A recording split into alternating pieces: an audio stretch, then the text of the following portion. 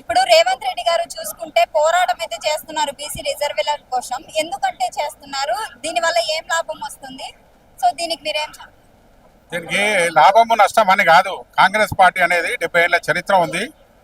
ఎవరికి ఏమి ఇవ్వాలనేది కాంగ్రెస్ పార్టీకి తెలుసు. ఎస్సీ ఎస్టీ కానీ బీసీ వర్గాల కానీ ఫార్వర్డ్ కాస్ట్ కానీ ఇవ్వాలనే ఉద్దేశంతో మరి మనకు ఏదైతే 15 ఏళ్ల నుంచి మనం రూలింగ్లు ఎక్కడైతే లేవేమో మనము మళ్ళా మన రూలింగ్ వచ్చింది కాబట్టి మనం ఎవరికి ఏమి చేయాలి, ఇలాంటి అభివృద్ధి చెందాలనే దాని మీద కూడా తీసుకుంటున్నది.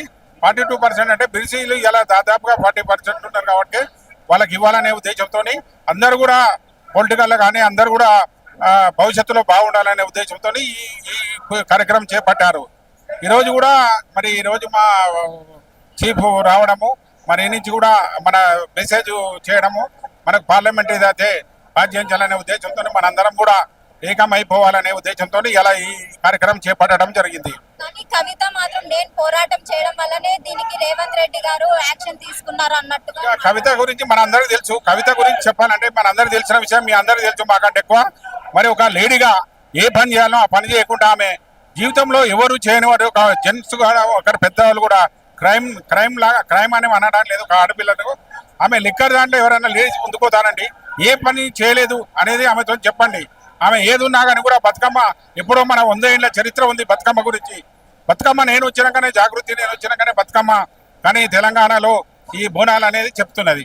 మన చరిత్ర చెప్తున్నది. మనకు 100 ఏళ్ల చరిత్ర, 100 ఏళ్ల నుంచి కూడా మనము బతుకమ్మ సాంప్రదాయం, తెలంగాణ సాంప్రదాయం అనేది మనకు 100 ఏళ్ల చరిత్ర ఉంది, 400 ఏళ్ల చరిత్ర ఉంది.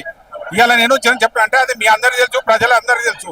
ఏదో ఆమె స్వార్థం కోసం నేను చేశానట్టు ఆమె చేస్తుంది కాబట్టి అది కరెక్ట్ కాదు. ఈ వీళ్ళు ఎప్పుడు పొలిటికల్ వచ్చారు, వాళ్ళ అన్నయ్య ఎప్పుడు పొలిటికల్ వచ్చారనేది మనందరూ తెలుసు.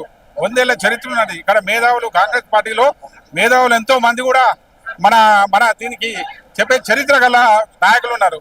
ఇలా చరిత్ర నాయకులు నిన్నగాక వచ్చిన ఆ చిన్న కోడి పిల్ల కోడిగుడ్డు అనే వచ్చి ఇలా నేను చేసిన అంటే మనం ఎంతవరకు నమ్మొచ్చు అనేది మన అందరికి తెలిసిన విషయం. కానీ ఇంతగా పోరాటం చేస్తున్నారు కానీ బీజేపీ మాత్రం రిజర్వేషన్ ఇవ్వలేదు.